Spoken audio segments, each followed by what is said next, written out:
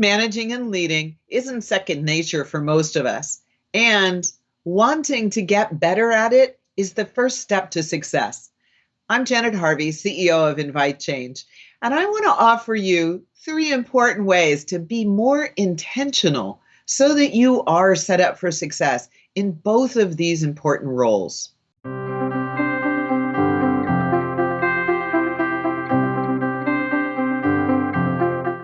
Everything begins with you. Being really successful and intentional in these roles starts with answering the question, why do you choose to be a manager and a leader? And they really are different capacities. What's your philosophy of managing and leading? In other words, getting work done through other people. What are the values that matter to you that are how you make decisions? And probably most important on this list of questions is, what are you willing to surrender in your own ability to be an expert in order to allow work to happen through the members of your team? And this second point may seem very obvious, but I got to tell you, as a coach, this is what we talk about all the time. Will you speak up? I think sometimes we believe that people can read our minds or by our actions, they know what our intention is. And the truth is, we're all very busy doing our lives. And you have a responsibility as a manager and a leader to speak up about what most matters to you as a leader in the vision and the objectives that you've set for the year. What most matters to you as a manager in terms of expected performance, in what timeline and within what budget. Bringing this information forward simply and clearly and consistently is the way in which people will take risk. And when you model that it's okay to speak up and have a voice, and as well as encourage others to speak up around you, that's how you get creativity and people maximizing potential. My third tip for you might surprise you, but it's about making room for disruption.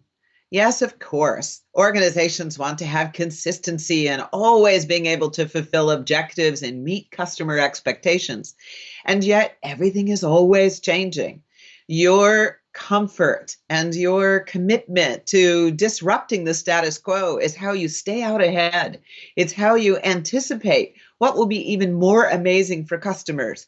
And as you model this, a way of being starts to take hold in your work teams. They then begin to be leaders in their own right, and they start to have the autonomy to start building something new in response to something they heard a clue about that customers are wanting from you. You are the role model. You get good at disruption, so will your team. I bet those 3 ideas I just gave you weren't on your list before you started watching this video.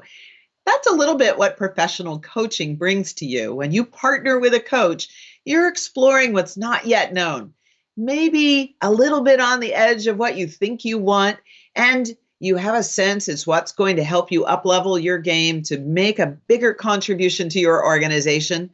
That's the value proposition for you to speak to your boss or to an HR business partner about engaging with a professional coach for you individually or for you and your team.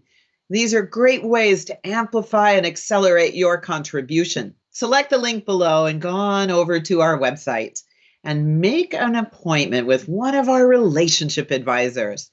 They love talking to companies and helping them discover the power of professional coaching for individuals and teams, and ultimately for the organization as a whole to up-level their performance and wow their customer experience.